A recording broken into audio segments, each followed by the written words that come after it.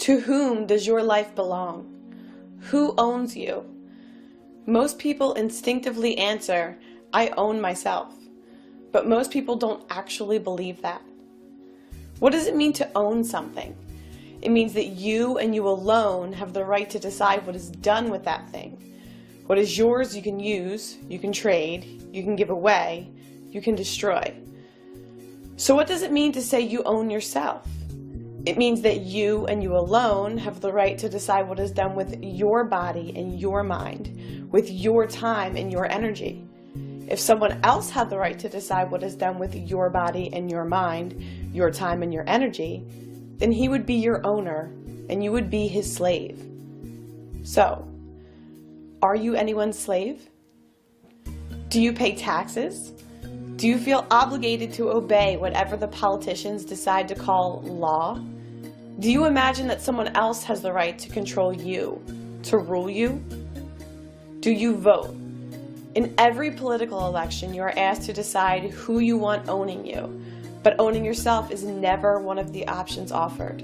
The only choice you are given is the choice of which politicians will coerce and control you by way of so-called regulation and legislation, and confiscate what you produce by way of taxation. Whoever wins, you will be extorted and dominated. When you vote, whether you win or not, you are accepting that someone else has the right to rule you. You are conceding the state's authority over you. You are agreeing that you are going to be someone's slave, with the only question being which political master will own you. If you believe that you have an obligation to pay taxes, if you concede that it is up to someone else to decide how much of your earnings they will let you keep, then you are their slave. If you own yourself, you don't need the permission of anyone, any individual, any group, any collective, any country, any legislature, to run your own life, make your own choices, and keep the fruits of your own labor. As long as the politicians see you voting, petitioning, protesting, and campaigning, begging for tax cuts, whining for different legislation, as long as they see you timidly obeying whatever commands they issue, while begging them to change their so-called laws, then they know that they own you in mind and body. Writing or calling your congressman merely tells him that you still think he's important, that you still view him and his fellow parasites as authority, and that you still think it's his choice whether to let you be free or not. As long as you play their games and legitimize their system, obeying their so-called laws and paying their so-called taxes, acting as if they are your rightful lords and masters, the tyrants know they have nothing to fear.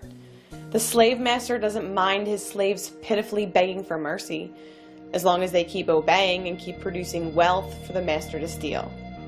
Those in power aren't worried about elections or petitions.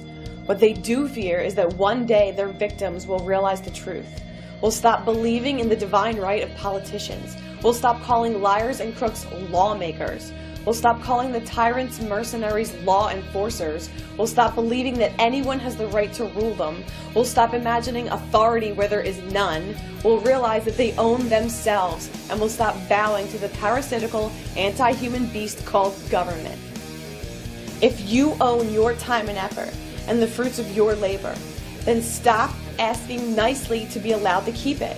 If you own yourself, then stop asking nicely for legislative permission to run your own life.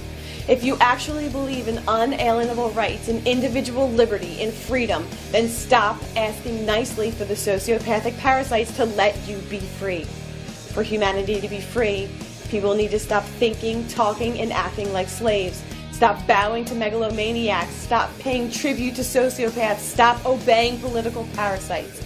If you truly understand that you own yourself, then start acting like it.